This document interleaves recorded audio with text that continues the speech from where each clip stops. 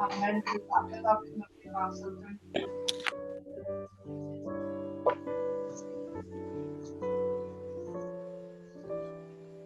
tapi yang paling ini itu juga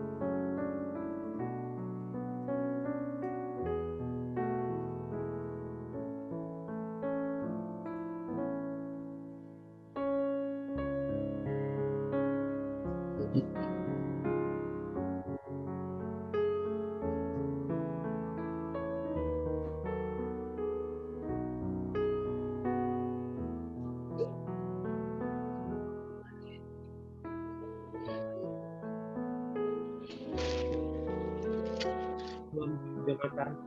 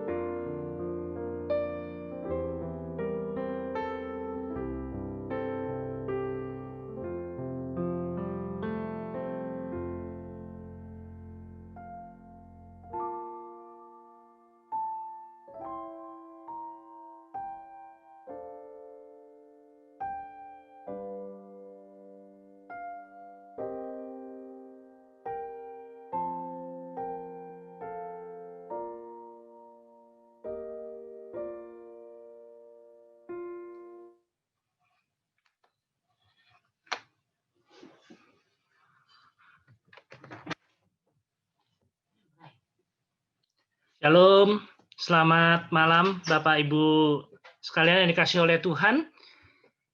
Ya, kita bersyukur malam hari ini kita boleh bersama-sama hadir di dalam sebuah webinar yang khusus dalam menyambut Natal.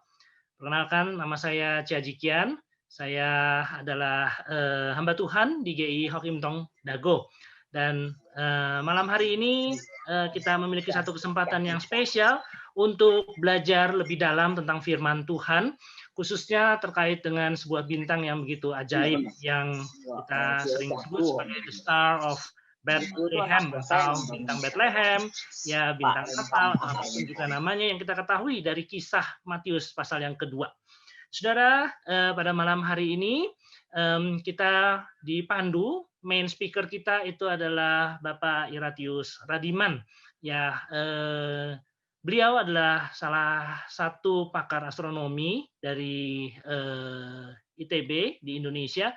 Memang beliau sudah emeritus ya, tetapi beliau masih terus aktif dalam hari-hari terkait dengan penelitian di bidang astronomi. Ini adalah satu latar belakang akademik beliau. Ya, beliau mendapatkan doktoralnya tahun 1983 dan Ya, bukan hanya beliau adalah seorang yang ahli dalam bidangnya, tetapi beliau juga adalah seorang yang takut akan Tuhan. Beliau adalah seorang anak Tuhan yang berusaha untuk menjadi anak Tuhan dengan sungguh-sungguh, dan saya tidak malu untuk mengatakan demikian. Saya rasa juga Pak Radiman tidak malu untuk menyatakan demikian. Beliau juga adalah seorang penatua di GII Hok Im Tong dan melayani di Hok Im Tong Dago, tempat di mana saya juga melayani, ya. Nah, saudara, beliau adalah main speaker kita. Saya akan memberikan sedikit refleksi di bagian akhir daripada presentasi ini. Saya ya boleh memiliki penatua, tapi juga sebetulnya beliau adalah dosen saya waktu saya kuliah di astronomi ITB dulu. Walaupun saya tidak pernah secara langsung diajar oleh beliau, karena waktu saya masuk beliau belum lama datang dari Prancis, ya, seperti itu. Nah, saya tidak akan banyak menyentuh soal astronomi. Beliau adalah pakarnya, dan saya juga tidak akan lama-lama dengan perkataan-perkataan ini. Saya hanya ingin menyampaikan, saudara jangan lupa untuk mute, ya, supaya kita tidak terganggu. Kemudian yang kedua adalah, jikalau saudara mau bertanya, silakan bertanya di chat. Kami hanya melayani pertanyaan lewat chat, ya. Yang ketiga, sebagian dari saudara sudah mengajukan pre-seminar questions sebetulnya, dan nanti beberapa akan ditanyakan, tetapi pastilah waktu tidak mencukupi. Saya rasa karena pertanyaannya banyak dan bervariasi, ya. Nah, kami sedang merembukan dengan Pak Radiman, apakah kami akan membalas mampu kami pertanyaan-pertanyaan itu lewat jawaban tertulis di grup. Ya. Jadi kalau bagi saudara yang masuk tidak melalui grup seminar, maka saudara tentu tidak akan bisa mendapat jawaban pertanyaan tersebut. Tapi saudara yang ada di dalam grup seminar, selain mendapatkan materi presentasi dari saya, ya, Pak Radiman tidak memberikan materinya untuk dibagikan. Saya akan sharingkan, tapi kepada saudara yang ada di grup. Selain itu juga mungkin beberapa pertanyaan dan jawaban dari saudara itu akan di-sharingkan juga di grup, ya. Jadi kalau saudara masuk tanpa grup, saudara ingin dapat, saudara masuklah lewat jalur grup juga. Oke. Seminar ini kurang lebih akan selesai jam 8:30 karena waktu saudara saya tahu sangat berharga. Karena itu saya tidak berlama-lama, kita akan bersama-sama berdoa terlebih dahulu, ya. Mari kita berdoa. Bapa di dalam surga, kami bersyukur untuk waktu yang Tuhan berikan di malam minggu ini, di mana kami boleh merenungkan sekali lagi tentang keajaiban yang luar biasa, yang menyertai kelahiran Tuhan Yesus di saat itu. Kami percaya Tuhan, apapun yang menjadi bentuk daripada keluar biasaan itu, tangan Tuhan ada di sana. Dan tangan Tuhan pula yang akan menyertai kami di dalam seminar malam hari ini. Secara khusus juga adalah untuk Pak Radiman yang akan menjadi narasumber, dan juga hambamu, dan juga Jonathan dan Daniel yang membantu di backup daripada semua ini. Kami memohon Tuhan kemurahan-Mu supaya teknologi yang kami bergantung kepadanya boleh dipakai untuk membawa kami semua memahami kebesaran dan cinta Tuhan yang luar biasa kepada kami yang adalah orang-orang berdosa. Terima kasih Tuhan untuk waktu ini. Kami menyerahkan ini dari awal sampai akhir hanya di dalam nama Tuhan Yesus Kristus. Amin. Ya. Baik, saudara-saudara, saya tidak berlama lagi. Saya persilakan untuk Pak Radiman untuk boleh menyampaikan materinya. Beliau akan screen share secara langsung bagi kita sekalian. Silakan Pak Radiman.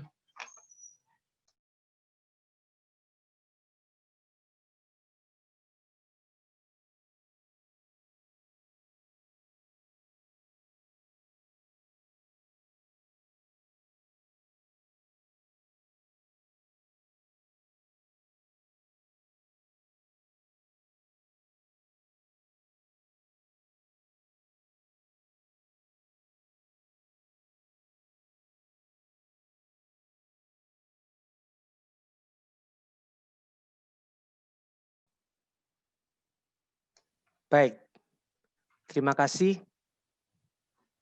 Terima kasih, Suara saya terdengar semua.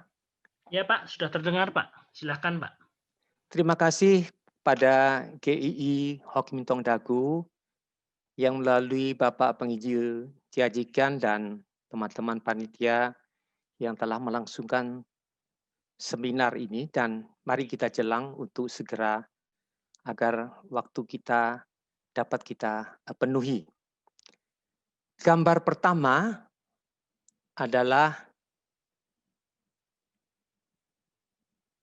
kelompok bintang atau kumpulan bintang yang disebut Bima Salib Selatan, mohon maaf. Bintang, kumpulan bintang Salib Selatan.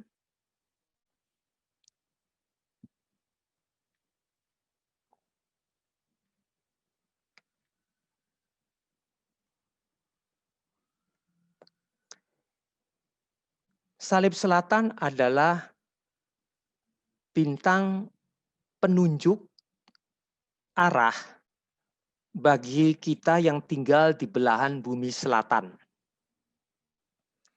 Jadi bila kita berada di satu padang yang kita tidak bisa menentukan arah perjalanan kita, maka kita yang berada di selatan itu mencari bintang salib selatan sebagai penunjuk arah.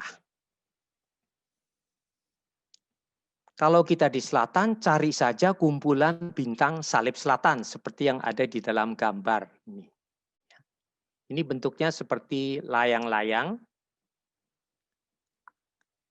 Maka yang kita lakukan adalah kita pegang dari puncak layang-layang ini atau dari puncak salib ini, kita tarik garis yang menghubungkannya dengan bintang yang ada di kaki salib atau kaki layang-layang ini terus ke bawah sampai ke tanah. Segera pula kita mendapati titik selatan. Jadi, dengan diketemukannya titik selatan, maka tiga arah yang lain, timur, barat, utara, pun segera tertentu. Jadi Tuhan memberikan kepada kita yang tinggal di belahan bumi selatan pedoman untuk perjalanan kita, bagaimana kita mendapati atau mendapatkan arah. Lalu bagaimana dengan sesama kita yang tinggal di belahan bumi utara? Apa yang mereka harus lakukan jika mereka harus menentukan arah perjalanan mereka? Tuhan memberikan kelompok kumpulan bintang kedua sebagai penunjuk arah, yaitu bintang Polaris atau bintang utara. Tetapi sebelum kita menemukan bintang utara atau Polaris, kita harus mencari suatu kumpulan bintang, yaitu kumpulan bintang biduk, dalam bahasa Indonesia biduk atau gayung, atau dalam bahasa Latin Ursa Major, yang berarti bintang beruang besar. Kalau kita menghubungkan bintang yang ada di bawah dengan bintang yang di atasnya lurus, ketika kita bertemu dengan bintang pertama, pastilah bintang itu adalah bintang Polaris. Setelah menemui Polaris, maka tariklah garis tegak lurus ke tanah. Dan kita jumpai titik utara. Jelas bukan? Jadi jika kita ketemu utara, maka ketiga arah timur, barat, dan selatan itu kita temukan. Hanya satu catatan, ya, bahwa utara dan kalau kita menghadap selatan itu berketebalikan kalau kita ingin mengambil orientasi anggota tubuh kita seperti tangan kanan ataupun tangan kiri. Ya. Kalau kita menghadap utara, maka timur di arah tangan kanan yang direntangkan, barat sebaliknya. Ya. Di tangan kiri dan menghadap selatan sebaliknya. Ini adalah dua bintang yang Tuhan berikan kepada manusia sebagai pedoman arah. Pada waktu itu belum ada global positioning satellite dan seterusnya, belum ada ya. Semua itu sudah. Kita harus pandai-pandai menemukan arah dengan melihat dan dekat dengan perbintangan. Karena dari sanalah dia yang akan membantu kita mencapai tempat tujuan kita. Tempat tujuan yang ingin kita capai. Ya. Lalu ada sebuah bintang lagi. Dan ini adalah sebuah bintang yang luar biasa.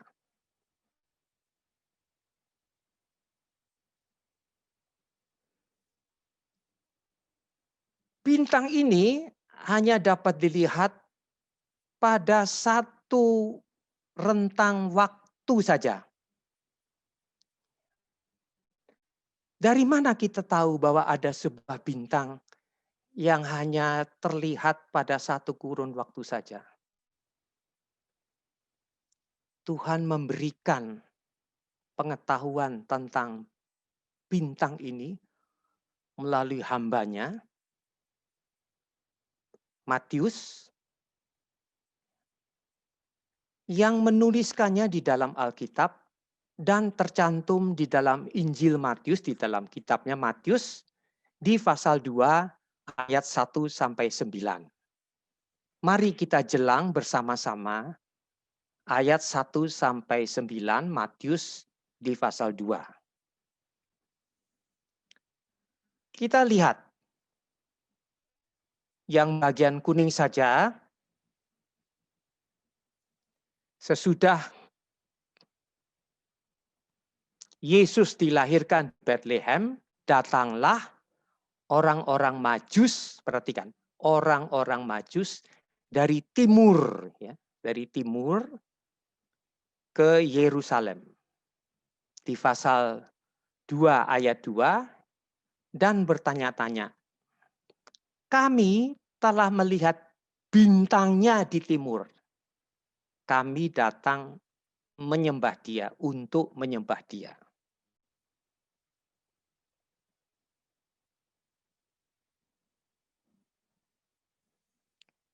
Saat Raja Herodes mendengar hal itu, terkejutlah ia beserta seluruh yang ada di Yerusalem. Dikumpulkannyalah semua imam kepala dan ahli Taurat bangsa. Dimintanya keterangan dari mereka. Mereka berkata kepadanya, di Bethlehem di tanah Yudea. Tanah Yudea. Karena demikianlah tertulis dalam kitab Nabi. Ayat berikutnya.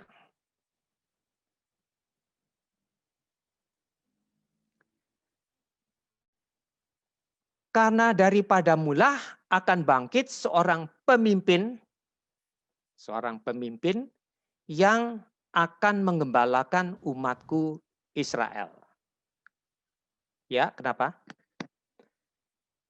Lalu dengan diam-diam Herodes memanggil orang-orang Majus itu dan dengan teliti dia bertanya kepada mereka bila mana bintang itu tampak.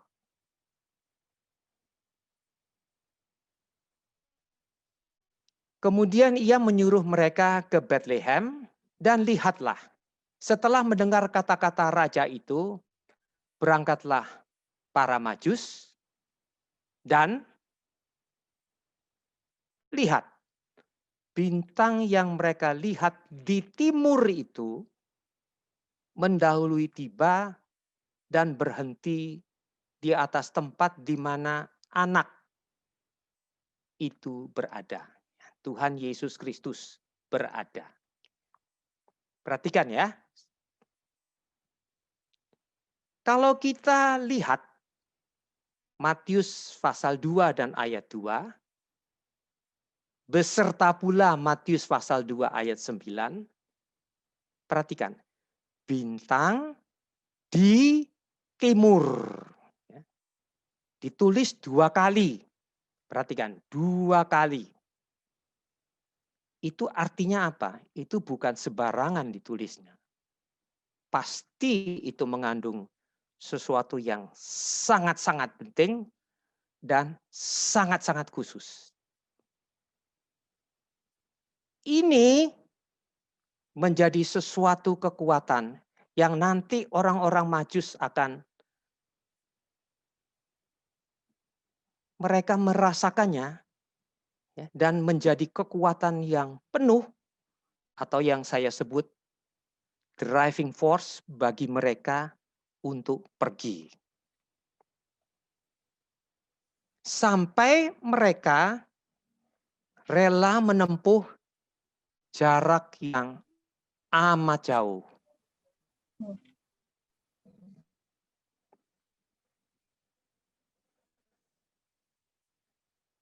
Orang Majus, kalau kita lihat dari catatan, banyak catatan, adalah orang Persia, dan mereka harus pergi ke Yerusalem. Yerusalem menempuh jarak, ya, jarak di antara 1.300 sampai 1.600 km di dalam peta ini, ya, itu lebih daripada Pulau Jawa. Dan perkiraan waktu tempuh dengan kendaraan pada waktu itu, ya bukan kendaraan dengan hewan tunggangan yang ada saat itu, tentunya memakan waktu bulanan. 3 sampai 4 bulan. Pertanyaannya sekarang adalah, apa bintang yang dilihat orang Majus di timur itu? Kita tahu, bintang itu menunjuk kepada kelahiran Tuhan di Bethlehem. Coba kita perhatikan sebentar, sedikit saja, mengenai latar belakang orang-orang Majus ini. Mereka adalah satu, pemerhati perbintangan, dan seperti mereka sangat-sangat mumpuni, ahli melakukan navigasi. Tiap-tiap perkataan itu punya maksud yang sungguh dalam, ya. Berarti bisa menentukan arah, melakukan navigasi. 2, nah ini yang luar biasa lagi, mereka menguasai 3 ilmu itu. Matematik, astronomi, dan kalenderisasi penanggalan. Memang penguasaan ilmu-ilmu seperti itu sangat dibutuhkan di dalam masyarakat Partia ataupun di Indonesia kan menjadi Persia di zaman itu.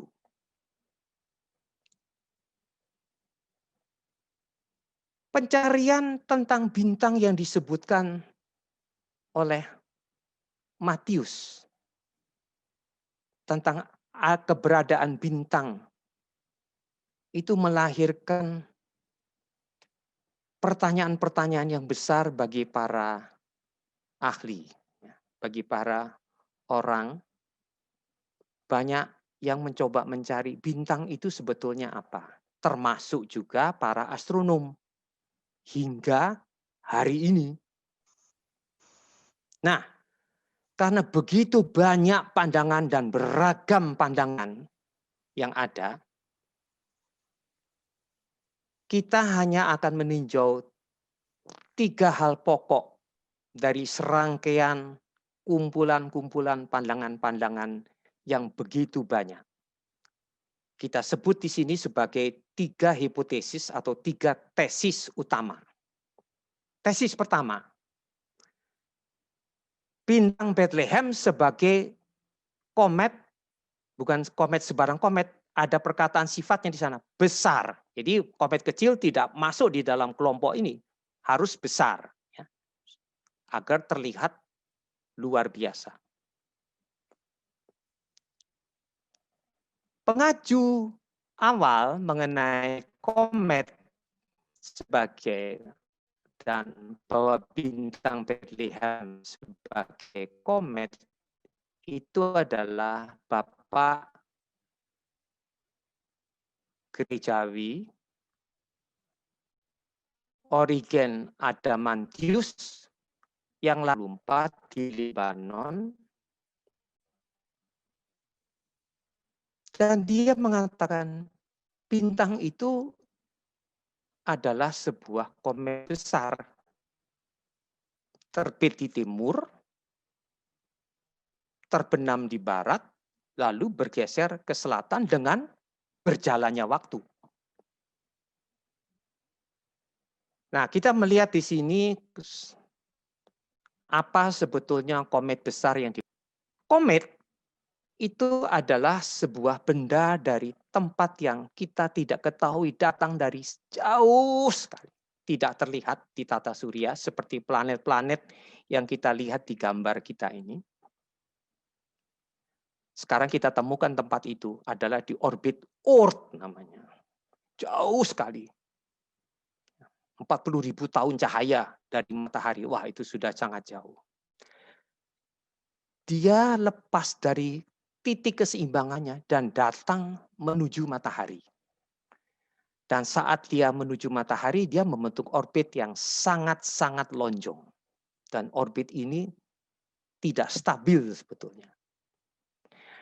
Jelas ketika dia mendekati matahari dalam keadaan seperti itu, maka apa yang terjadi? Komet ini tidak selalu tetap diam pada tempatnya di langit. Dalam waktu-waktu singkat, dia akan berpindah kedudukannya. Jadi komet besar itu adalah komet benda yang mudah untuk berpindah dari tempatnya. Tidak seperti planet-planet yang mengorbit di sini stabil, setimbang. Nah, jadi kita melihat bahwa satu kenyataan lagi, adanya fakta bahwa tidak ada komet besar pada saat kelahiran Tuhan Yesus Kristus di katalog astronomi. Ada komet-komet kecil, tapi komet besar seperti yang kita harapkan, atau yang seperti yang dikatakan oleh Origen, itu tidak. Coba lihat. Ada sebuah komet besar yang sangat terkenal, yang mempunyai periode, artinya keberulangan untuk datang ke matahari setiap 76 tahun. Dia datang tepat pada tahun 12 sebelum Masehi. Jadi itu juga di luar waktu kelahiran Tuhan Yesus Kristus. Jadi kita melihat bahwa tesis pertama sulit diterima. Tesis kedua diajukan. Ingat, Origen pada tahun 200-an ya. Sekarang selama bertahun-tahun itu tidak banyak hal-hal yang luar biasa yang dapat kita dengar walaupun orang telah beragam kali mengeluarkan tesis-tesis. Baru ketika Johannes Kepler, itu bapak yang menemukan 3 hukum pergerakan langit dari Jerman, menyebutkan bintang Bethlehem bisa sebuah supernova atau bintang meledak. Supernova disingkat juga dengan nova. Dan memang betul, Kepler melihat pada zaman dia hidup, dia melihat sebuah komet terang benderang, sebuah benda terang benderang, nova, sampai siang hari pun kelihatan. Di hari yang terang benderang, yang matahari bersinar, dia juga lebih terang dari matahari. Ini adalah bintang meledak. Terjadi ketika bintang yang berukuran 100 kali ukuran matahari itu mengakhiri hidupnya, dan akhir hidupnya adalah meledak, dan ketika meledak hampir semua materi bintang tadi tercerai-berai ke alam angkasa, ke alam langit luas, yang tersisa meninggalkan dua benda. Dia bisa berakhir dengan tersisa sebuah bintang netron. Ya. Netron adalah inti atom, ya, inti atom. Ingat netron dan proton. Tapi yang datang ini adalah netron tidak bermuatan. Bintang itu total terdiri dari netron, atau yang kedua, bintang itu adalah sebuah yang sangat ramai sekarang dibicarakan, lubang hitam, black hole. Dan ini sudah diketemukan. Ya. Nah, barangkali dalam, ya, baiklah. Nah, coba kita lihat berikutnya. Jadi Kepler mengatakan bahwa pada abad 17 dia memberikan pandangan tentang kemungkinan tentang supernova sebagai bintang Bethlehem.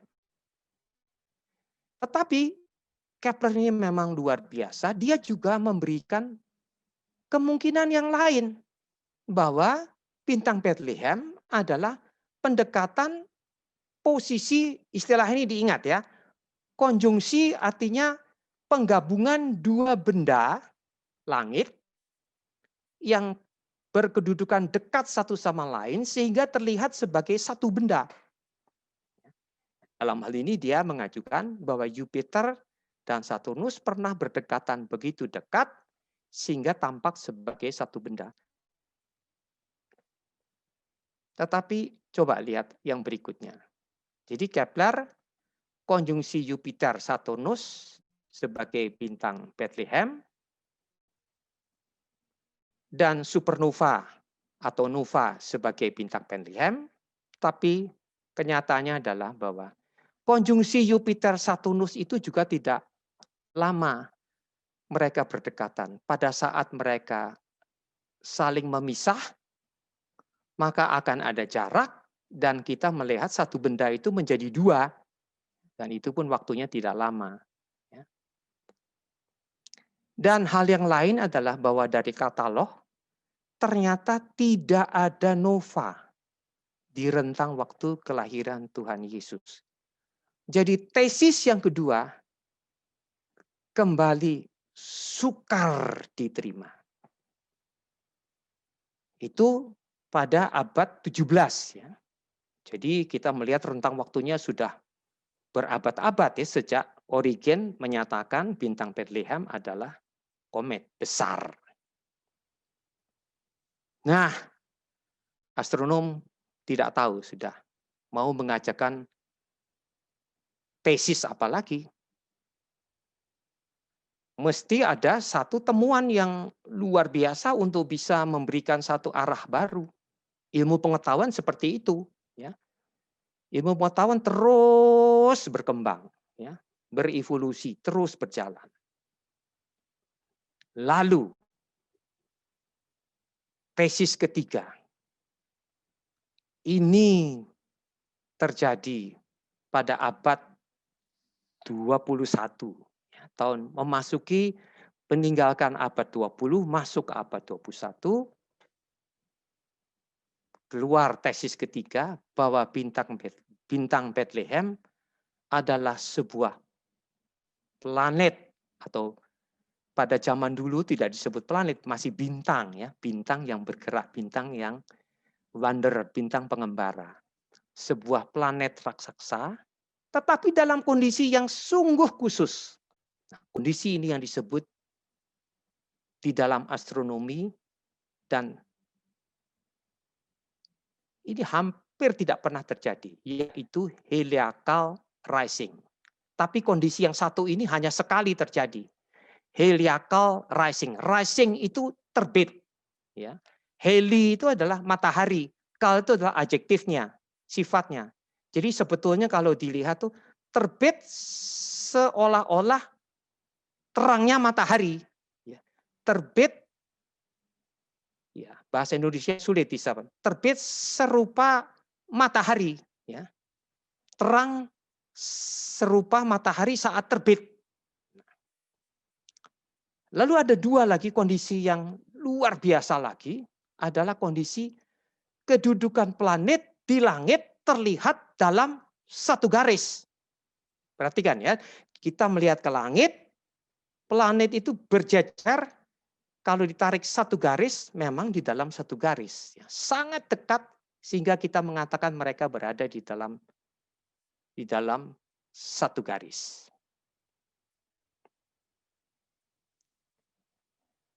Bagaimana sejarah penemuan TESA ini?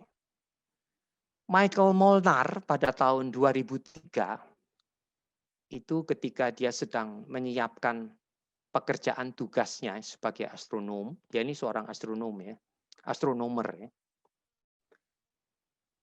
Dari pembacaan astronomis para orang Majus, dicatat tanggal 17 April 6 sebelum Masehi.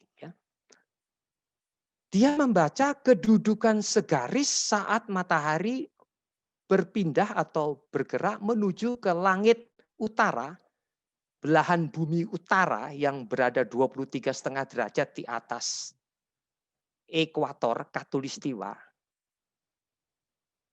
Berada di kumpulan bintang Aries.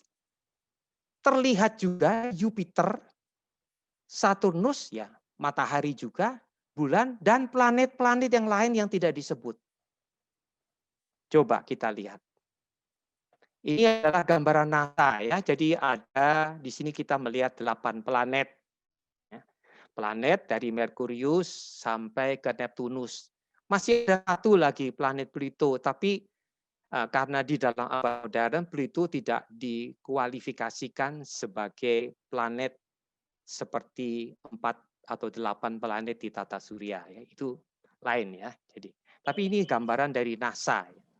Nah, yang dilihat oleh para orang Majus, kedudukan ini kita melihat dari Merkuri, Mars, matahari, bulan, Jupiter, Saturnus, Venus. Ada lagi sebetulnya yang saat itu orang Majus tidak tahu ya. Kita zaman sekarang tahu. Ya, tapi saya tidak sebut yang lain itu. Ya bolehlah kalau Anda ingin tahu. Uranus, ya, tapi tidak usah dimasukkan. Ya. Ketika orang Majus melihat kedudukan seperti ini, mereka mencatat ini kedudukan yang luar biasa. Yang serentak terjadi pada saat heliacal rising. Dua kejadian alam semesta pada saat tik bersamaan sekaligus. Ini tidak bisa, ini adalah perbuatan supernatural ya. Kalau kita mau bikin seperti ini tidak mungkin terjadi. Ini luar biasa. Lihat apa yang terjadi. Jadi gambaran ini mencoba. Peter Bartle di dalam satu konferensi mengenai bintang Bethlehem di Groningen. Jadi seluruh astronom itu berkumpul mencoba mencari tahu. Temuan dari Michael Molnar ini semua mengejutkan astronom. Jadi di gambaran ini kelihatan heliacal rising itu terjadi. Jadi Jupiter itu berdekatan dengan bulan, gabung. Jadi berada dalam konjungsi ya.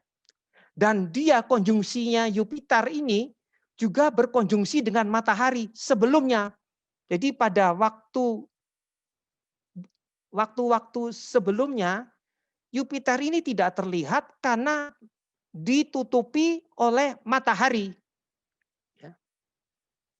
Nah, kemudian matahari bergerak meninggalkan Jupiter.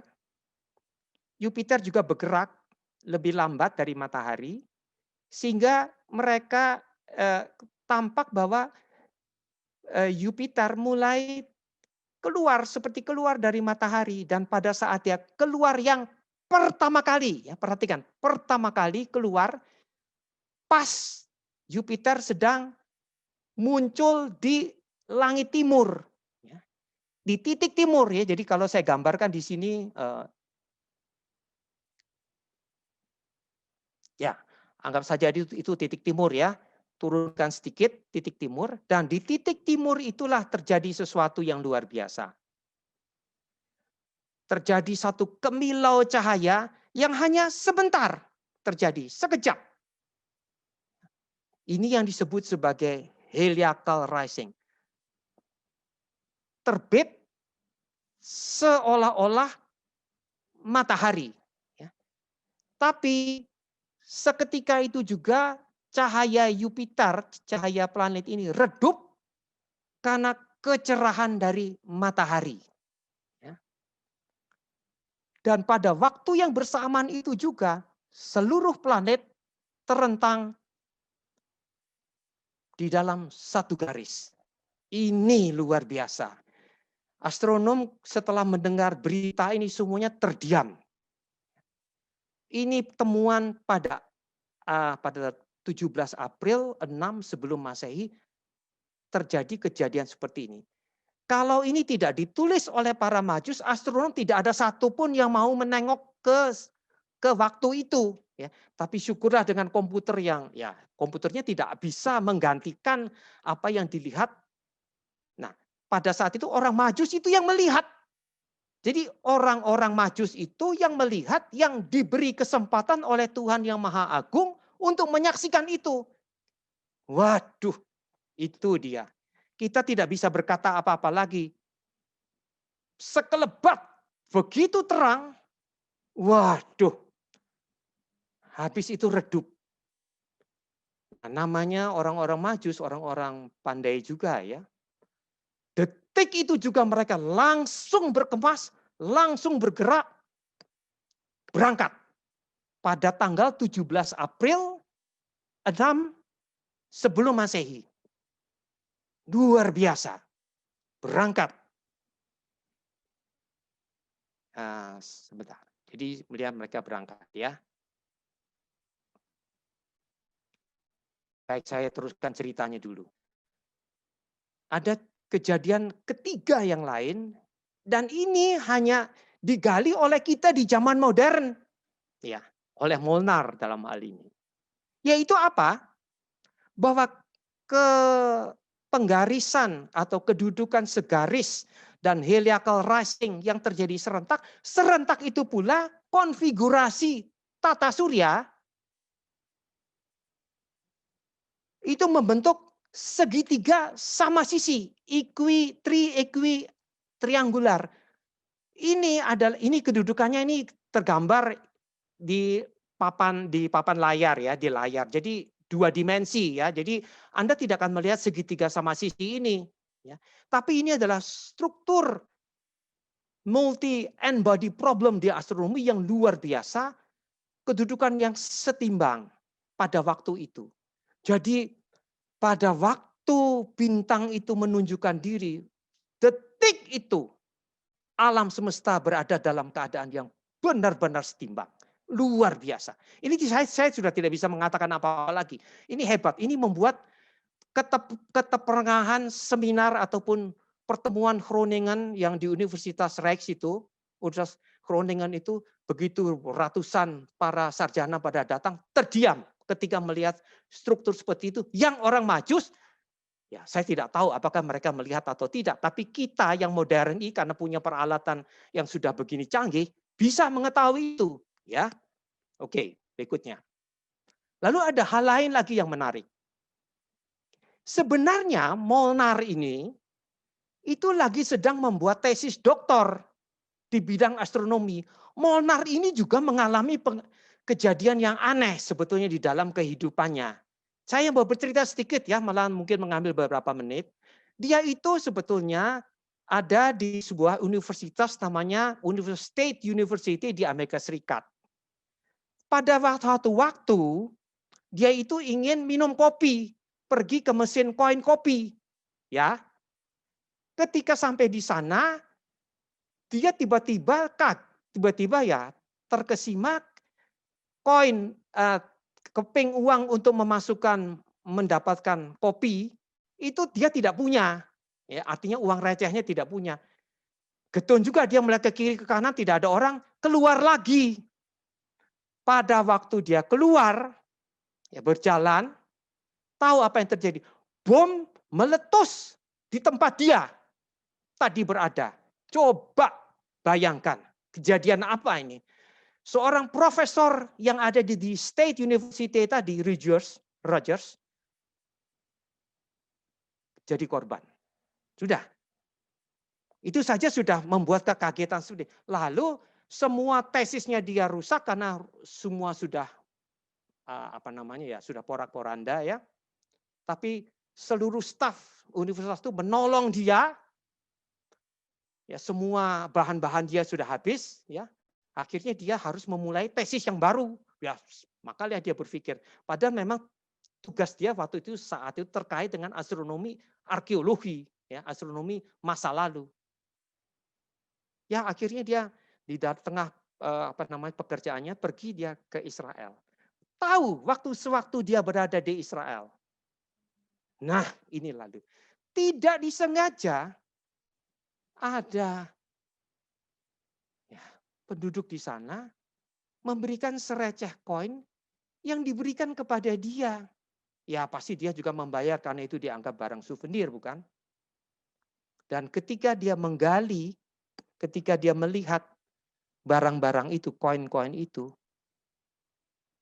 lalu nanti ya, jadi kejadian itu menjadikan satu inspirasi yang luar biasa dan menjadi pencerahan bagi Molnar. Ya. Ini yang dia dapatkan. Jadi ini sebagian dari koin masa lalu yang dia dapat, lalu dia memeriksa. Ada koin yang luar biasa yang dia lihat. Koin yang di atas.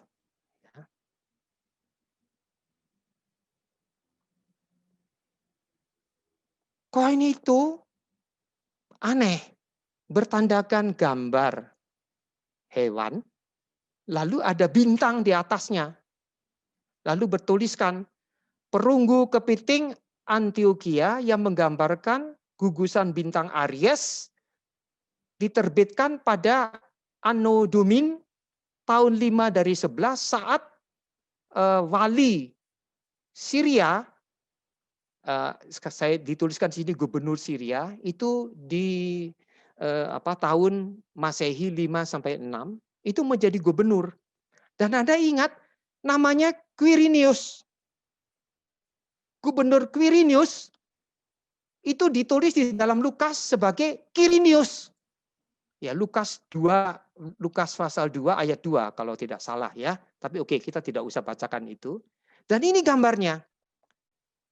Ini adalah kumpulan bintang yang menggambarkan domba. Artinya menggambarkan kehidupan rakyat sebagai gembala di Israel, di tanah Yudea. Lalu bintang yang tertara yang ada di sini, itu menjadi simbol bintang. Ini masih belum bintangnya David ya, atau bintang Daud yang sekarang menjadi lambang bendera negara Israel ya. Itu simbol bintang Bethlehem. Lalu Molnar ada kejadian yang keterkaitan di sini antara koin, ketemu koin berlambangkan domba, bintang, majus, kelahiran Tuhan Yesus Kristus, dan perhatikan nih, dan dua sifat bintang Bethlehem yang ditengarai oleh Molnar. Satu, saya tidak bisa membaca bahasa Yunani, jadi saya tidak mau bacakan. Terjemahannya saja.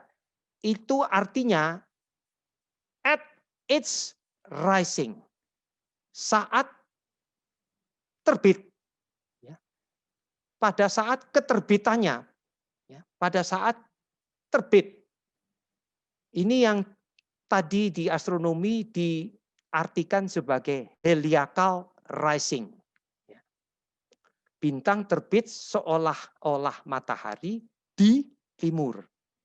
Istilah heliacal rising adalah istilah basic di dalam astronomi jika kita belajar, artinya bintang terbit seolah-olah matahari.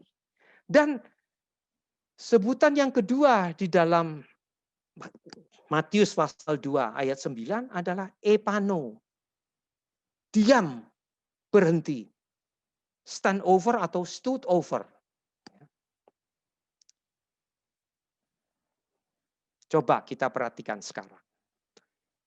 Kita perhatikan ini denah alam, ruangan alam kita, ya. Ini bumi, ya.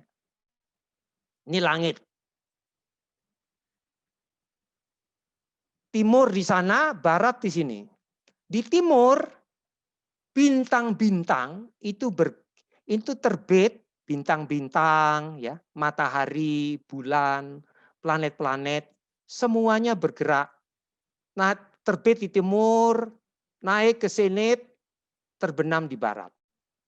Bintang, bulan, planet, matahari. Ya.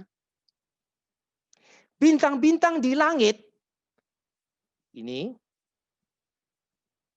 hanya punya satu pergerakan, yaitu apa? Terbit dari timur, terbenam di barat. Dan bintang yang satu dengan bintang yang lain tidak bergerak memisahkan diri satu terhadap yang lain. Tetap di tempatnya bertahun-tahun. Ya, bertahun-tahun. Tetapi matahari, bulan, planet punya pergerakan kedua. Ingat ya, bintang-bintang hanya punya satu pergerakan. Tapi matahari, bulan, planet punya gerakan kedua. Yaitu apa? Selain mereka ikut bergerak terbit di timur dan terbenam ke barat, mereka juga bergerak di antara bintang-bintang dari barat ke timur. Nah, tentunya Anda bertanya, kalau saya melihat ke langit, Pak, sambil tiduran di rumput, apakah saya mampu melihat pergerakan planet, matahari, bulan, itu relatif terhadap bintang? Tidak bisa Anda dalam sehari. Besoknya Anda bisa melihat. Tapi itu pun tidak bagi semua orang. Karena kalau misalkan saja Anda ingin mencatat, apakah si planet A tadi saya bisa melihat dia bergerak pelan-pelan dari barat ke timur, ya, dalam gerakan yang berlawanan, itu juga hanya mata yang terlatih yang bisa melihat. Mungkin Anda pada hari ketiga, hari keempat baru bisa melihat, oh iya, itu si planet, benda bintang, wanderer tadi, planet itu memang berpindah. Tidak lagi ada di tempat yang 3 hari sebelumnya. Jadi ingat, jadi matahari, bulan, planet punya pergerakan kedua, ya, dua. Nah, tetapi planet itu punya pergerakan yang ketiga. Nah, jadi berbeda dari matahari dan bulan. Planet punya gerakan ketiga yang dinamai gerak retrograd. Apa itu gerak retrograd? Gerak retrograd itu adalah gerak yang ditandai oleh 2 titik belok. Ya. Jadi, katakan saja planet. Ya. Ambil saja Jupiter. Planet Jupiter itu bergerak dari barat ke timur, bukan? Ya, dia menjalani gerakannya yang kedua. Tetapi beberapa bulan dia bergerak, tiba-tiba dia berhenti di titik perhentian dia yang pertama. Stop dia pertama. Lalu gerakannya itu pindah. Pindahnya apa? Bergerak ke arah barat daya. Ya, barat daya itu kalau Anda mungkin tidak biasa memakai istilah barat daya, barat dan selatan, ya. Antara barat dan selatan, ya, antara arah penunjuk barat dan arah penunjuk selatan. Itu namanya barat daya. Jadi bergerak ke sana. Kemudian stop yang kedua, kembali planet itu bergerak seperti semula ke timur. Nah, sebetulnya pergerakan seperti ini yang rada rumit itu adalah pergerakan sebagai cerminisasi dari putaran bumi yang mengitari matahari yang lebih cepat daripada putaran planet Jupiter yang lebih lambat. Jadi planet bumi itu berputar lebih cepat daripada Jupiter yang tertinggal, sehingga kita melihat pergerakan seperti itu sesuai dengan arah panah. Ya, itu yang disebut sebagai gerak retrograd. Jadi apa yang terjadi? Molnar mencoba menyimpulkan, ya, menyimpulkannya sebagai berikut. Lihat gambar ini, jangan bingung sama tulisan. Ya. Lihat ke bawah dulu, ke sebelah kanan. Ya, ini bintang, jadi bintang yang dilihat oleh para majus itu pada tanggal Majus berasal dari timur, ya, dari timur. Majus bergerak dari timur ke barat karena Yerusalem, Bethlehem ada di barat. Jadi apa yang terjadi adalah mereka setelah itu, kemudian setelah Majus, setelah berbicara dengan Herodes, ya barangkali tidak tahu apa yang terjadi di sana karena tidak dikabarkan. Kemudian melanjutkan perjalanan mereka dan mereka melihat di tengah perjalanan ini mereka melihat barat selatan. Stop kedua di lokasi anak lahir di atas Bethlehem. Kesimpulan adalah bintang yang menunjukkan kelahiran Tuhan Yesus Kristus itu adalah kejadian luar biasa. Tidak ada duanya. Sangat berbeda dibandingkan kejadian alam yang biasa terjadi yang kita sebut sebagai natural itu. Dua, satu-satunya tanda arah timur yang tidak pernah ada di dunia. Karena Tuhan hanya menyediakan timur dan selatan tadinya ya. Sekali itu Tuhan menunjukkan arah timur. Sekali itu saja habis itu. Sebelum dan sesudahnya. Tiga, petunjuk khusus. Dan hanya Matius, Bapak Matius yang menuliskan ini di dalam kitab Injil. Kesimpulan adalah berdasarkan temuan yang seperti ini, astronomi akhirnya berpandangan. Ini barangkali, ini adalah bintang Bethlehem menurut tesis yang ketiga. Planet Jupiter berposisi segaris bersama planet-planet lain. Dua, ini semuanya terjadi serentak ya. Terjadi konfigurasi tri-equiangular dari benda-benda langit di tata surya. Tiga, planet Jupiter dalam status terbit seolah-olah matahari ya. Terang seperti itu dan satu-satunya ini adalah momen manusia diberi penunjuk arah timur yang sejati. Ya. Kita sekarang mengarah kepada Tuhan Yesus Kristus dan Allah Bapa semata. Ya. Jadi kalau kita lihat di sini, bukan main besarnya Tuhan Allah Bapa.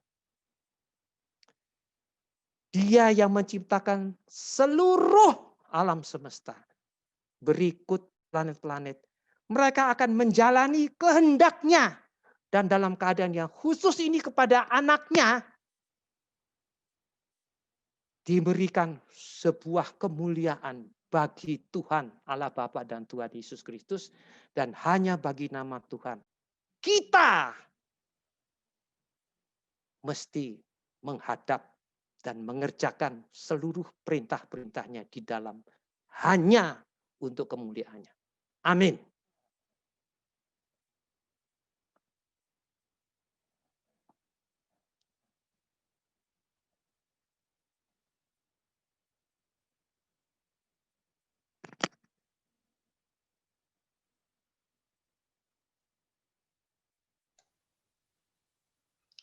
Baik, Bapak Ibu yang dikasih oleh Tuhan, demikian satu pemaparan yang luar biasa dari Profesor Ignatius Radiman tentang yang terakhir yang cukup luas diterima itu adalah tentang heliacal rising ini, ya, occultation of the moon, ya, yang terjadi sangat spesial pada waktu di sekitar kelahiran Tuhan Yesus. Nah, lanjutkan sedikit dengan satu, kita boleh buka ruang tanya jawab. Bapak Ibu silakan kalau kurang mengerti dan ingin bertanya lebih detail, lebih jelas, boleh mengajukan pertanyaan di ruang chat, ya. Nah, saudara, seperti yang saya katakan, saya tidak akan membahas dari sisi ilmiah, sains, karena itu sudah bagian daripada Pak Radiman. Tetapi saya akan mencoba merefleksikan beberapa hal dalam hal kaitan antara apa yang dituliskan oleh Matius di dalam Alkitab dengan upaya orang untuk mencoba memahami apa yang terjadi sebetulnya, ya.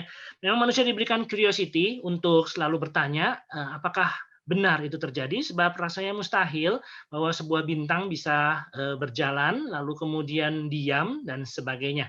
Dari sisi pandang tadi sudut astronomi sudah dibagikan, saya mencoba melihat merefleksikan. Ya, ini adalah buku yang tadi disinggung oleh Pak Radiman. Ya, saya rasa ini tidak ada digitalnya, ya, kecuali kalau ada yang rajin untuk men-scanning. Michael Molnar, The Star of Bethlehem, Legacy of the Magi. Yang sering disebutkan oleh Pak Radiman tadi itu adalah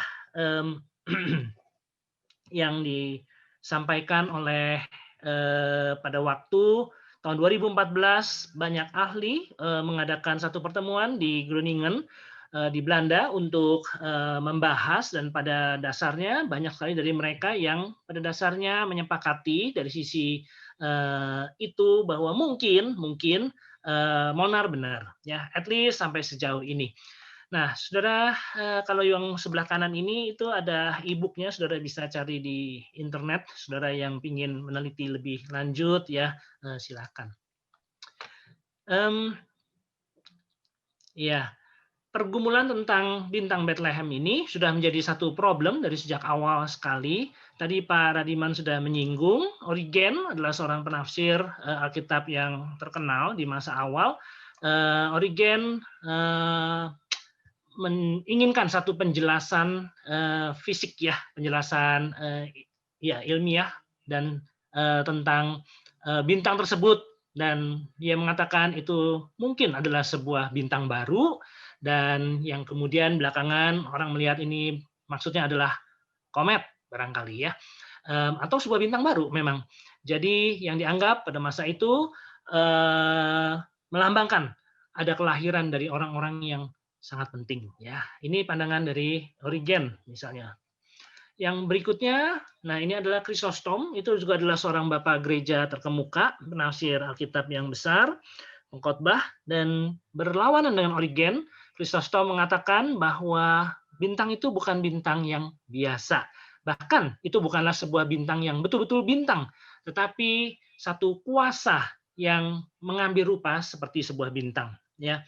Dan kemudian dia mengatakan, kalaupun apapun juga itu yang menjadi bintang Bethlehem, dari mana orang-orang Majus itu punya ide untuk kemudian mengadakan perjalanan dan sekian jauh, ya, menjangkau 1.500 km dalam waktu beberapa bulan seperti itu.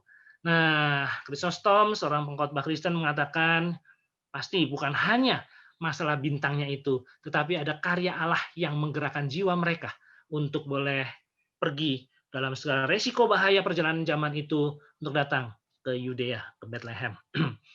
Paus Leo Agung, Leo I, ya, dia juga mengatakan begini, dia Allah yang memberikan tanda itu juga memberikan kepada mereka untuk memahami tanda itu, dan yang menyebabkan satu keingintahuan dikerjakan di mana pada akhirnya itu membawa mereka untuk boleh menemukan Dia, karena Dia sendiri Allah siap atau mengajukan diri untuk ditemukan. Ya, jadi ini adalah suatu pendekatan teologis berbeda dengan Origen.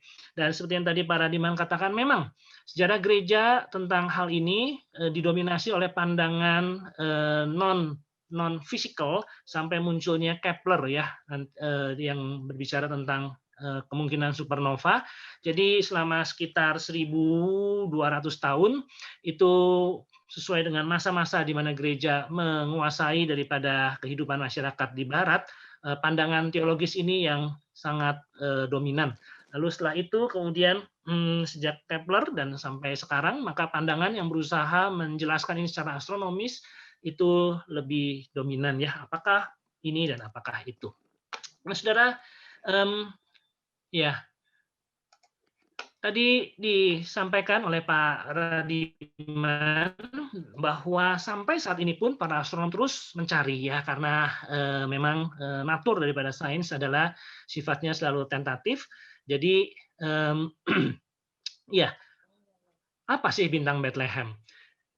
Mungkin ini adalah merupakan sebuah objek atau peristiwa astronomi ya. Tadi dijelaskan teori tentang komet yang supernova, yang tadi juga sudah dijelaskan kelemahannya, dan kemudian Heliacal rising dikaitkan dengan konjungsi planet ya. Kemudian juga ada yang mengatakan itu bintang atau planet itu sendiri ya, zaman dulu ada ngomong meteor dan sebagainya atau gabungannya. Jadi upaya untuk menjelaskan dari sisi astronomi. Belum ada yang konklusif tentunya, karena nggak ada orang yang melihat di sana pada waktu itu.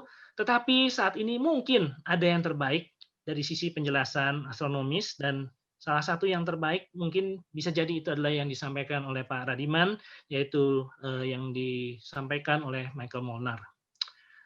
Nah, saudara, satu kerinduan kita untuk selalu melihat teks Alkitab dikaitkan dengan bukti sains, itu sangat menarik ya, termasuk di dalamnya mendapatkan dukungan arkeologi dan sebagainya, itu sangat sangat baik. Tetapi kita harus berhati-hati, ada bahaya yang mengintip di sana jika kita mencoba membuktikan keakuratan teks Alkitab hanya jika teks itu didukung oleh bukti saintifik ya. Sebab termasuk dalam bukti arkeologis, karena itu berarti memberikan sains sebagai standar terakhir yang menghakimi daripada firman Tuhan. Tidak berarti bahwa kita harus mempelajari firman Tuhan lepas daripada hal-hal arkeologi, saintifik, astronomi, fisika, dan sebagainya, tidak sama sekali. Tetapi kita harus melihat dan bergerak dengan satu keyakinan, dari satu keyakinan saya bahwa Alkitab itu sendiri adalah sebuah firman Allah tanpa salah. Diberikan oleh pengilhaman Roh Kudus. Kalau Allah memberikan wahyu khusus kepada manusia di dalam Alkitab, tapi Allah yang sama juga memberikan wahyu umum melalui alam semesta dan ciptaannya, Mazmur 8, Mazmur 19, dan seterusnya ya. Karena itu ada dua hal. Penafsiran Alkitab yang sehat harus kita pelajari supaya kejadian-kejadian yang tanda petik agak memalukan, seperti misalnya menjadi sejarah bahwa apakah betul bumi menjadi pusat alam semesta dan sebagainya ya, menjadi satu benturan antara sains dan iman, tidak terjadi. Kita perlu yang sehat. Tetapi sebaliknya sains yang bertanggung jawab juga perlu. Sains juga saya rasa perlu mengetahui batas-batasnya, tidak mengklaim hal-hal yang metafisis yang terlalu jauh daripada keterbatasan sains itu sendiri ya. Jadi mencoba membuktikan Alkitab itu baik-baik saja, tidak ada salahnya, tetapi kita harus melihat kalaupun itu belum atau kalaupun itu tak terjawab masalahnya, tidak berarti bahwa Alkitab itu salah, dan ini masuk ke dalam presuposisi dasar kita sebagai orang percaya. Selain penjelasan astronomi yang tadi oleh Pak Radiman, ini juga coba dijelaskan secara non astronomi, secara non fisikal, yaitu apakah ini mungkin malaikat, ya, atau sesuatu yang secara khusus ditaruh Allah untuk para majus. Nah, ya, ini adalah suatu miracle, suatu mujizat. Sebetulnya tadi yang disampaikan oleh Pak Radiman itu satu mujizat ya, sebab itu kejadian satu kali konjungsi yang semacam itu pada waktu yang semacam itu pas-pasan di tahun-tahun sekitar kelahiran Yesus. Jadi itu sangat-sangat kecil probabilitasnya, yang berarti itu sebetulnya mujizat juga ya. Nah, yang lain mengatakan mungkinkah itu malaikat? Sebab di dalam Keluaran 14, Keluaran 23 itu pada waktu umat Israel keluar dari tanah Mesir, maka dikatakan malaikat Tuhan memandu, ya. Malaikat menjadi pemandu bangsa Israel. Dan kemudian di Ayub pasal 38 ayat 7, di sana disebutkan tentang bintang fajar yang menari, ya, seperti anak-anak Allah.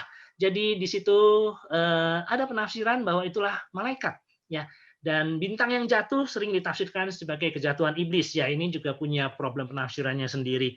Dan kemudian di Matius 28 pada waktu Tuhan Yesus bangkit, ya, lalu kemudian ada yang datang ke kuburnya dan mereka melihat ada malaikat yang duduk dan sangat terang, ya. Jadi malaikat itu juga terang. Nah, ini ada beberapa daripada cukup banyak reference tentang malaikat, dan itu membawa sebagian orang untuk melihat yang nggak persuade, ya, dengan penjelasan astronomis tadi, untuk melihat bahwa mungkinkah ini malaikat, ya, tetapi seperti bintang, sangat terang dan menjadi pemandu, ya. Dan ini barangkali adalah last resort, ya, karena ini adalah satu penjelasan teologis dan biblika yang, ya, kita juga susah ngomong, ya, kalau bahwa itu pasti malaikat atau itu sesuatu yang Tuhan taruh secara khusus, ya bisa aja. Selalu bisa aja, ya, kalau kita percaya Tuhan Maha Kuasa, selalu bisa seperti itu. Nah, yang ketiga ini adalah sesuatu yang banyak diambil orang, ya, termasuk dalam penulisan atau penafsiran terhadap kitab Kejadian pasal 1 dan seterusnya, ya, bahwa ini adalah objek buatan penulis, ya, dalam hal ini Matius barangkali, ya. Ada mereka yang mengatakan bahwa ini adalah fiksi yang dibuat atau mitologi yang diolah kembali oleh Matius sesuai budayanya untuk tujuan tertentu. Misalnya, untuk menggenapkan teks Alkitab tertentu di Perjanjian Lama. Di Bileam, kita tahu itu adalah seorang nabi, bukan nabi Israel, nabi yang jahat yang disewa oleh Balak untuk mengutuk orang Israel, tetapi yang Tuhan ubah sehingga kutukan itu malah menjadi berkat. Di dalam Bilangan pasal 24 ayat 17 dia berbicara tentang bintang Yakub, ya. Itu bintang yang akan turun dari keturunan Yakub tersebut. Nah, banyak orang mengatakan ini mengacu kepada Daud, tetapi orang Kristen lebih luas lagi, tapi termasuk juga penafsir Yahudi, bahwa ini mungkin merefer kepada Mesias, ya. Kita sebagai orang Kristen melihatnya ini juga merefer lebih lengkap daripada Daud kepada Tuhan Yesus sendiri. Atau di Yesaya 41 ayat 1 sampai 2 sebetulnya itu adalah satu nubuatan tentang Raja Kores yang akan membebaskan bangsa Israel dari Babel, dari pembuangan di Babel pada waktu itu, tetapi yang kemudian bisa juga ditarik kepada Mesias, ya. Jadi mungkin saja Matius tuh melihat nubuat-nubuat ini dan membuat sebuah cerita tentang orang Majus dan tentang bintang itu untuk apa? Untuk membuktikan tanda petik bahwa Perjanjian Lama itu bernubuat dan benar. Apalagi kitab Matius banyak sekali bicara tentang penggenapan nubuat Perjanjian Lama, ya.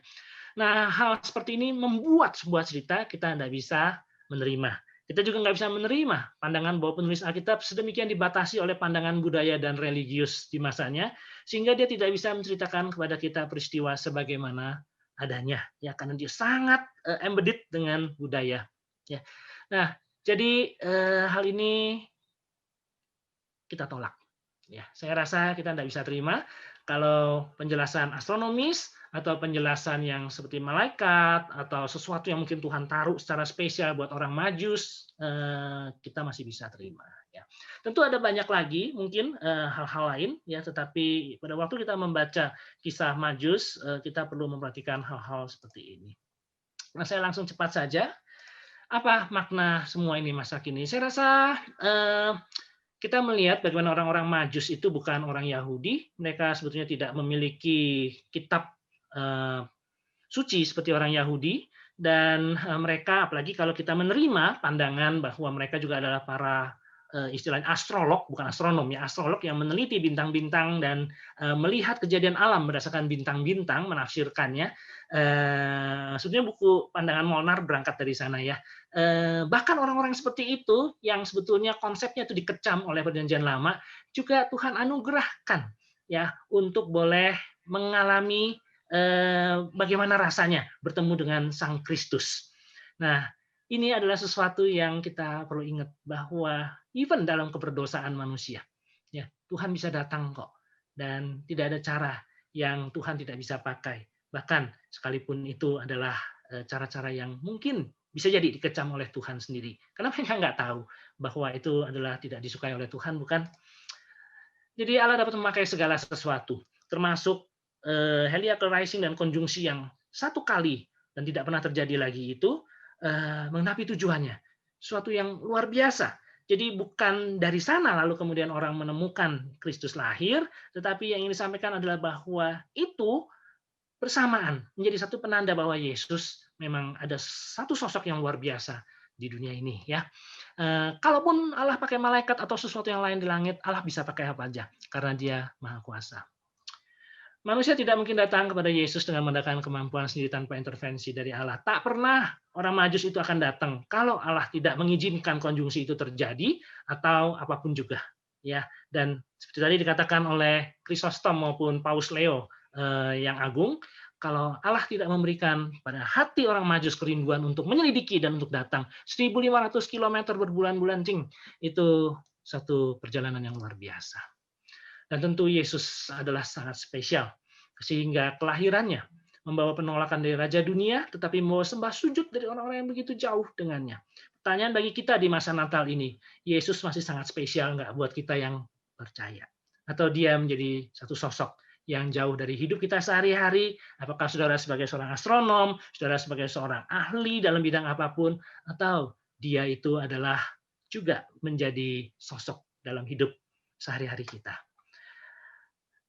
Satu lagi yang saya ingin sampaikan adalah belajarlah dari the book of scripture dengan benar dan sehat, itu yang tadi saya singgung, tapi juga belajar dari the book of nature dengan sungguh-sungguh dan penuh iman. Bapak-bapak gereja, para reformator melihat bahwa di tangan kita, orang percaya, ada the book of nature, itu dari general revelation dari Tuhan, wahyu umum, dan itu patut diteliti, patut sungguh-sungguh boleh diselidiki untuk melihat luar biasanya Allah, tetapi harus dipandu dengan book of scripture dalam satu jalinan relasi, supaya kita boleh melihat, mempelajari, dan mengagungkan Allah, bukan malah mengatakan Allah tidak ada. Ya, semuanya segala sesuatu adalah by chance. Ya, nah, itu tentu kita tidak inginkan hal seperti itu. Tapi kita yang percaya, lalu kita boleh memiliki satu ilmu yang hebat, pakai itu, pelajari itu untuk memuliakan Tuhan. Ya, nah saya rasa Bintang Bethlehem mengingatkan bahwa hidup kita adalah sebuah hidup yang holistik, hidup yang tidak hanya dari sisi rohani, tetapi hidup yang terkait dengan hal-hal yang sepertinya sangat dunia, bintang, sains, perjalanan, geografi, dan sebagainya. Itulah hidup Kristen, saya pikir, yang harus kita jalani. Dan itu juga menyatakan apa sebetulnya? Kasih Allah yang luar biasa, yang intervensi dalam keberusan manusia untuk boleh membawa manusia datang kepada Yesus. Ya, saya rasa itu saja sih refleksi saya untuk hari ini. Saya sekarang persilahkan untuk kita boleh membahas pertanyaan jikalau sudah ada. Terima kasih, Tuhan memberkati. Ya, terima kasih buat penjabaran materi yang luar biasa dari Pak Radiman dan juga Pak Jikian. Ini ada beberapa pertanyaan yang masuk, Pak. Mungkin kita akan jawab 1 dan 2 pertanyaan dulu ya, yang lebih pembahasannya mungkin lebih dekat. Nah, pertanyaan yang pertama yang mungkin dibahas. Pertanyaan ini terkait tentang heliacal rising. Jadi ini ada beberapa orang yang menanyakan, mereka menanyakan bahwa perjalanan orang Majus untuk bertemu Yesus itu membutuhkan 3-4 bulan. Nah, apakah heliacal rising ini terjadi selama 3-4 bulan? Dan seberapa terangkah cahaya yang dihasilkan heliacal rising sehingga orang Majus itu bisa mengikuti arah bintang itu?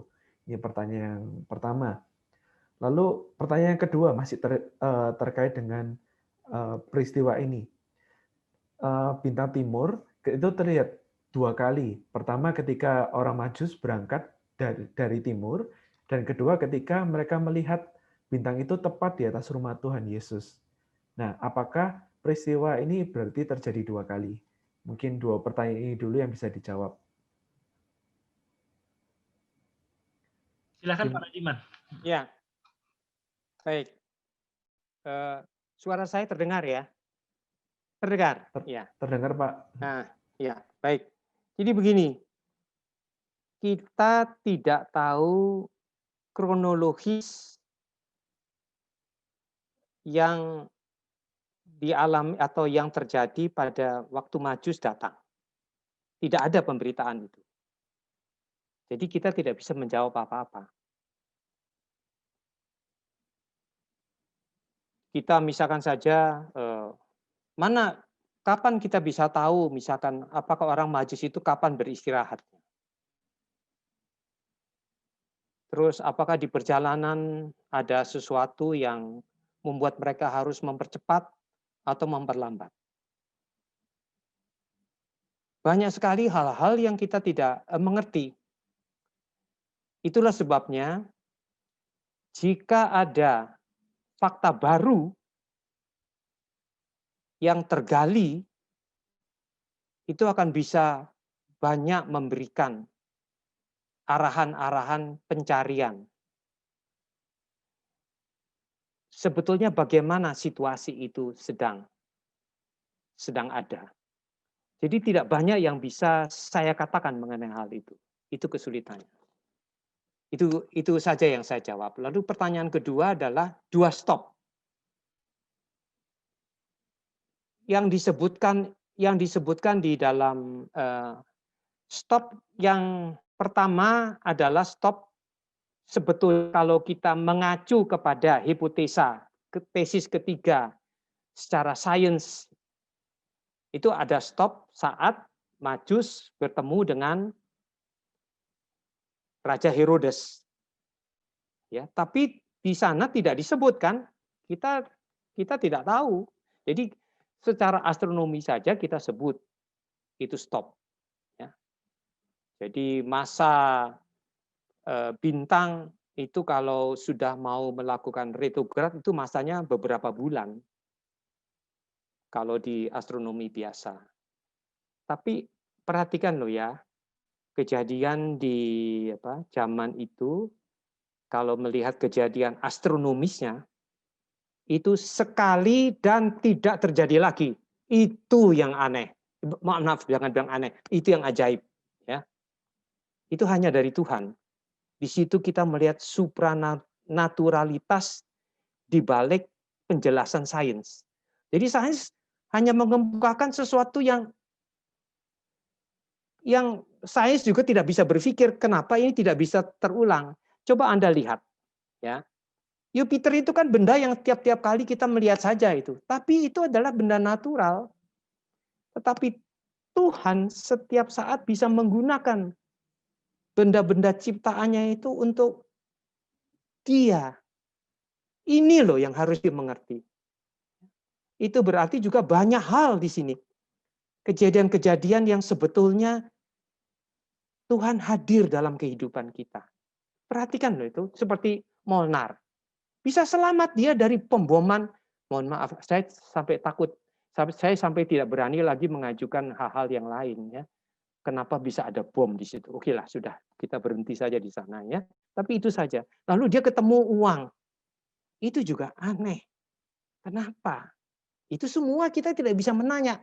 Sains berhenti kalau sudah menghadapi seperti itu, berhenti. Ya. Nah, kejadian yang ditulis oleh Matius seperti itu juga. Kita tidak bisa bertanya. Kita hanya bisa mendescribe secara makroskopik. Ini yang sains bisa lihat pada satu kejadian yang langka, yang bukan langka, ya sekali dan tidak pernah terjadi lagi. Itu. Lalu ada pertanyaan yang kedua yang saya lupa tadi. Stop itu ya. Jadi stop itu yang luar biasa.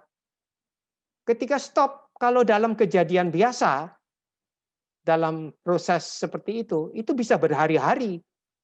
Stop kedua itu terjadi pada planet. Jadi bukan hanya sejam, 2 jam, enggak. Kalau kita melihat di dalam nature, ya itu aja. Ya, begitu aja sudah. Sorry, ya. Silakan. Sudah, jadi itu barangkali jawabannya. Terima kasih Pak Radiman. Mungkin Pak Cikian mau menambahkan? Ya, itu teknis astronomi saya rasa Pak Radiman sudah ahlinya. Terima kasih. Oke.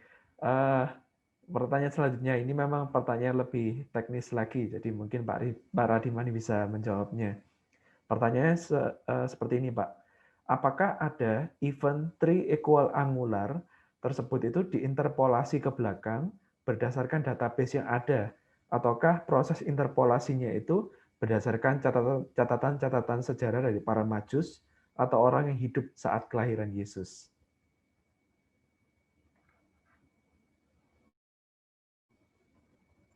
Mohon maaf, Pak Radiman masih mute.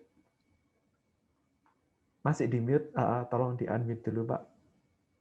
Ya, Nah, sudah.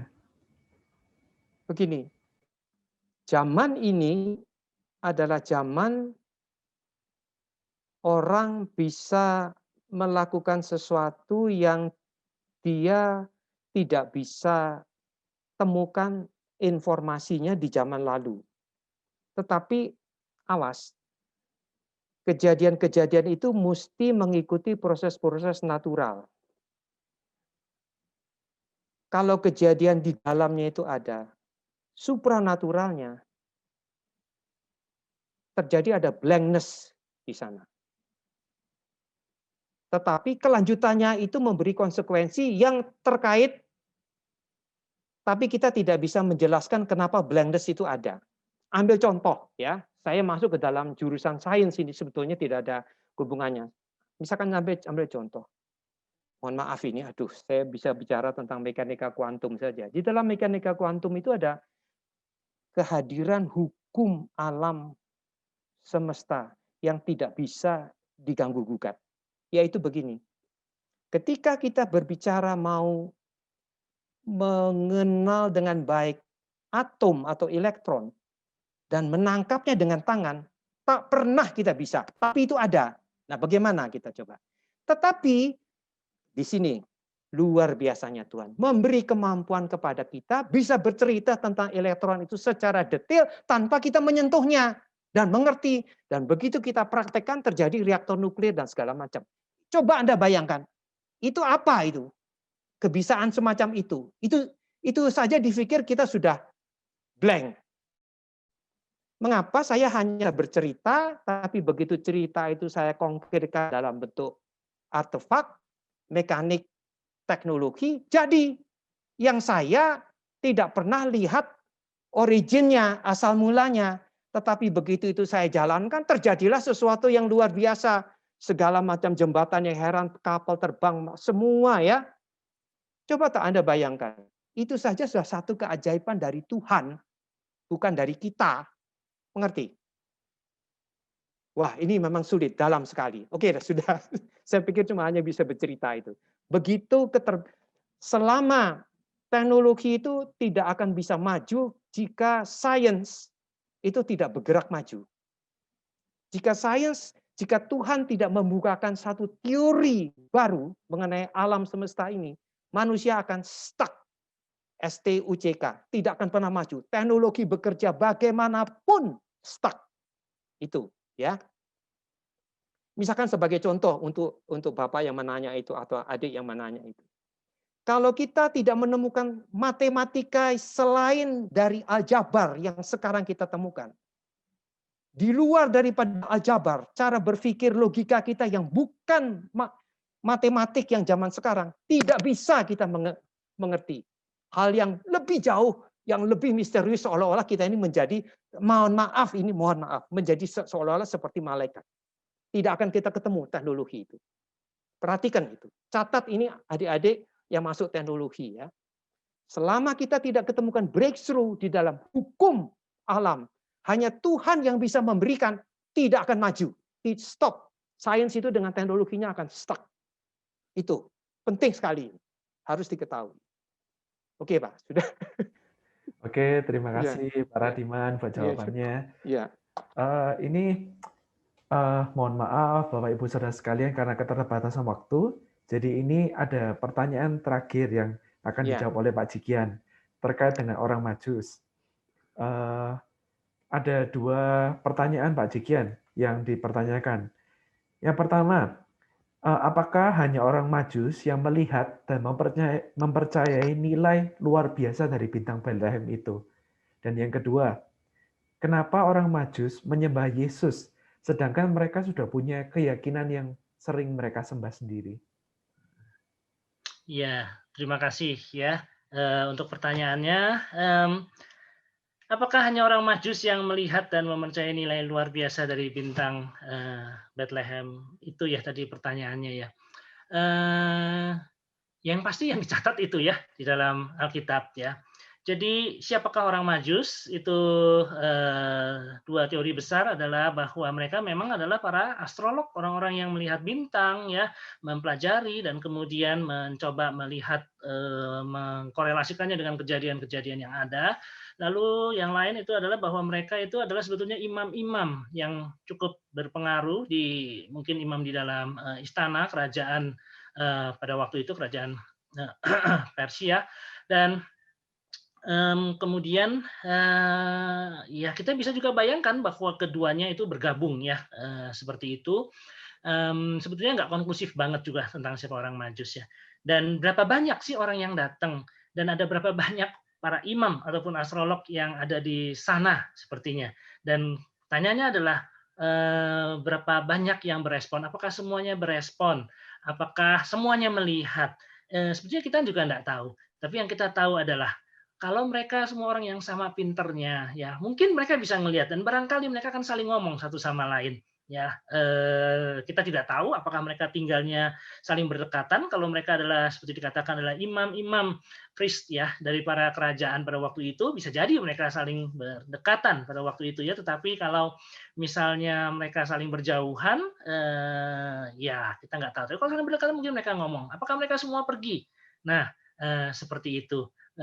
Apakah mereka semua melihat? Mungkin juga kalau mereka deketan. Kalau menurut saya sih ya sangat mungkin mereka melihat, tapi ternyata yang bereaksi barangkali belum tentu semuanya. Ya.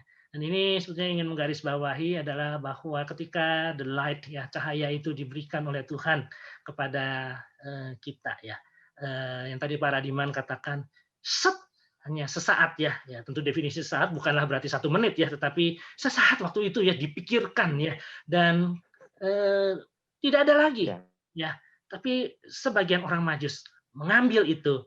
Kenapa? Ya itu tadi Chrysostom mengatakan karena Tuhan memberi hati kepada mereka, mereka mengikutinya dan mereka pergi ya. Jadi barangkali itu jawaban yang kepanjangan ya, yang mempercayai. Saya rasa mungkin banyak yang mempercayai, ada yang luar biasa, tapi hanya sedikit yang mengambil langkah selain percaya itu. Ya, kemudian berikutnya adalah kenapa orang Majus menyembah Yesus. Ini pun juga ada pandangan yang mengatakan ya mereka menyembah, tapi bukan berarti mereka mengakui dia sebagai Tuhan, sebab mereka mungkin belum tahu tentang siapa dia sesungguhnya ya. Jadi mereka menyembah sebab mereka kalau kita mengambil asumsi bahwa mereka adalah astrolog ya dan mengambil posisi pendekatan seperti Molnar yang sebetulnya mengambil teorinya dari model astrologi seperti itu, bisa jadi mereka melihat ini adalah sesuatu yang sangat amat spesial, anak yang lahir ini luar biasa, dan tak mau mereka ya muncul dari satu hati yang sudah digerakkan untuk seperti itu, menyembah. Bisa juga mereka tidak langsung tanda petik percaya sepenuhnya, tapi waktu mereka pulang, mereka mendengar tentang ini dan tentang itu. Dan jangan lupa pada waktu itu juga banyak orang Yahudi di sana, di daerah asli orang-orang Majus, mereka mendengar cerita dan sesuatu, kemudian mereka percaya. Ya, jadi menyembahnya itu apakah menyembah sebagai Tuhan dan juru selamat seperti kita? Saya rasa mungkin tidak ya. Pengetahuannya belum sampai ke sana. Tetapi apakah mereka diselamatkan atau tidak? Kok ya kalau mendengar cerita semacam itu dan membaca, saya cenderung mengatakan ya sepertinya mereka diselamatkan dengan apa yang mereka diberi oleh Tuhan. Itu sih pandangan dari saya ya. Saya tahu kalau Pak Radiman ingin memberi pandangan yang lain. Ya, tidak cukup Pak. Cukup ya. Baik, mungkin kita bisa akhiri sesi tanya jawab ini. Mohon maaf karena keterbatasan waktu, memang ada beberapa pertanyaan yang belum bisa dijawab. Mungkin kami setelah ini akan pikirkan, bagi Bapak Ibu Saudara yang terdaftar di grup, tentu bisa kami kontak untuk memberikan jawabannya. Tapi terima kasih sekali lagi untuk Pak Radiman dan juga Pak Jikian untuk memberikan materinya. Mungkin di akhir sesi ini kita bisa mendengar closing statement dari kedua pembicara ini. Mungkin bisa dimulai dari Pak Radiman terlebih dahulu. Ya, baiklah. Begini, hal yang pokok di dalam kehidupan kita itu adalah makin dekat kita kepada Tuhan kita, Yesus Kristus dan Allah Bapa. Itu semakin akurat, semakin cermat kita menjalani kehidupan kita. Dan hasilnya adalah, catat ini, sungguh amat baik. Semua, segalanya amat baik. Itu yang mestinya terjadi pada setiap kita manusia yang diciptakannya. Perhatikan itu. Karena apa?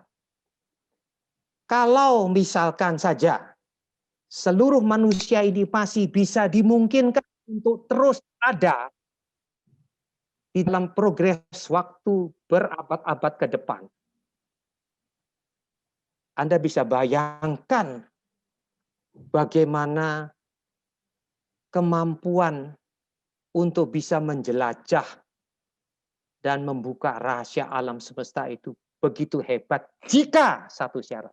Dan hanya jika, maaf ini matematik, jika Tuhan memberikannya dan membolehkannya. Catat itu. Jadi, kepintaran, kepandaian yang hebat di dalam diri setiap orang. Hanya ada satu orientasi tegas langsung kepada Tuhan Yesus Kristus dan Allah Bapa. Hanya itu yang membuka semua, segala hal dan menjadi terang dan baik dan benar. Itu penting. Sudah, saya itu.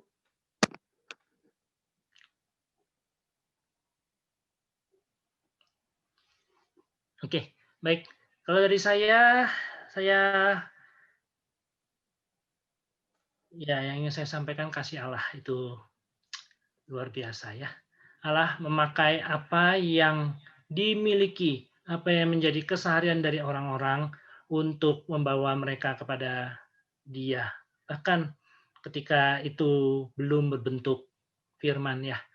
Saya pikir bagi kita kalau ada kesempatan semacam itu jangan pernah disia-siakan untuk boleh mengambil suatu keputusan untuk sungguh-sungguh hidup bagi Tuhan. Tapi di sisi yang lain, ini berarti adalah sebuah panggilan bagi kita untuk menjangkau orang-orang dengan apa yang orang-orang itu ada. Kalau mereka tidak sepandai kita, jangkaulah mereka dalam batas yang mereka bisa. Kalau mereka adalah orang-orang yang memiliki kehidupan yang berbeda dengan kita, maka jangkaulah mereka dengan cara-cara mereka, bukan dengan cara-cara kita. Yang penting adalah untuk membawa mereka mengenal Kristus sebagaimana Allah memakai bintang ini untuk boleh membawa orang Majus kepada Kristus. Ya, saya rasa itu aja ya. Jadi panggilan misi karena Allah telah memanggil kita terlebih dahulu, ini jangan kita lupakan. Itu aja kali Pak Jonathan. Terima kasih juga untuk Pak Radiman. Sekali lagi terima kasih Pak Radiman untuk boleh membagikan bersama. Ya. Salam semua ya. Selamat malam, selamat ya. Natal tentunya nanti ya. Iya Pak Radiman. Ya, terima kasih baik banyak semua. Pak Ya, Radiman. ini Natal Pak yang Jikian. membahagiakan nanti ya. Kita Natal yang membahagiakan. Ya, dan mendamaikan seluruhnya ya. Ya, baik. Saya tinggal ya. Saya tinggal. Ya. Oh iya Pak. Oh iya. Ya.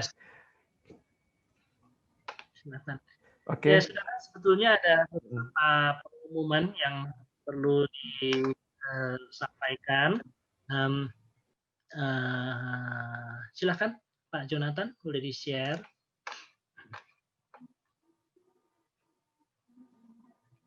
Ya. Saudara, khususnya yang dari GII Hakim Tong, saya bersyukur di sini juga saya lihat di data ada banyak sekali saudara yang berasal dari berbagai daerah ya, dan dari berbagai gereja, tetapi kita sama-sama mau belajar. Besok kita ada satu sebetulnya perjalanan ke mission trip melalui Zoom itu ke berbagai tempat yang menjadi pelayanan daripada GI Hokintong ya. Silahkan saudara untuk nanti di-share juga di dalam grup WA tentang December to Remember ini ya. Besok siang jam 2 siang ya, kita akan melihat dan mengetahui apa yang dikerjakan di wilayah-wilayah tersebut. Terima kasih. Silakan berikutnya mungkin. Ya, bagi Bapak Ibu, saudara-saudara yang punya anak, minggu depan hari Sabtu juga itu akan ada Zoominar bertemakan Space Odyssey yang membawa anak-anak untuk mengenal ciptaan Tuhan yang luar biasa ya. Hari ini kita dari sisi dewasa, nanti dari sisi anak-anak, khususnya anak-anak dari kelas 3 SD, tapi juga sampai ke remaja awal ya. Dan ini akan dibawakan juga oleh Ibu Afifah Yamani. Saya tadi melihat beliau ada di sini juga.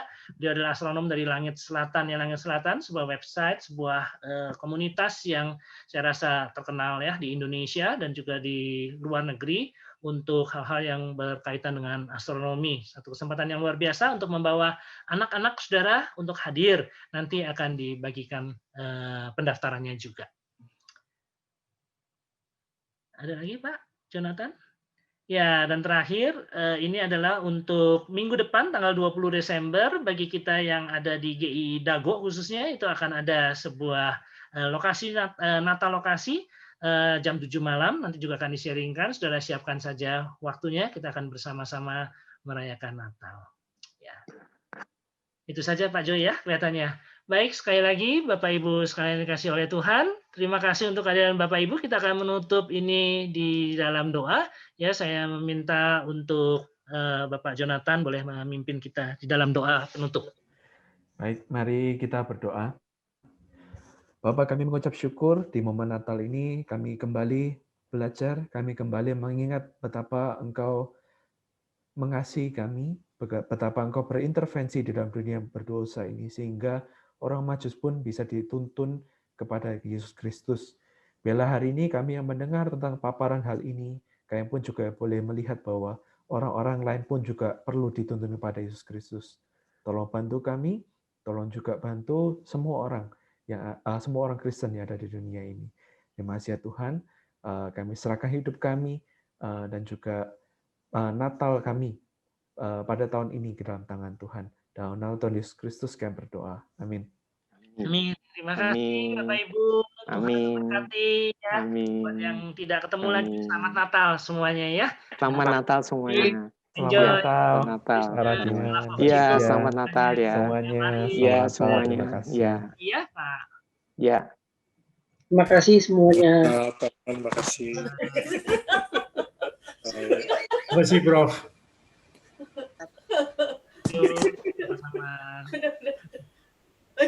Terima kasih Pak Zikian.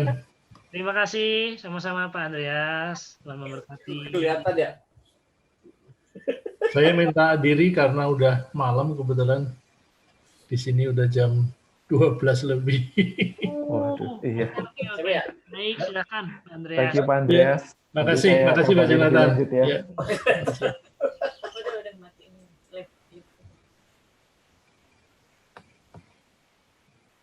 Oke, terima kasih Bapak Ibu. Saya akhiri Zoom-nya ya. Ya, Selamat malam. Malam semuanya. Malam.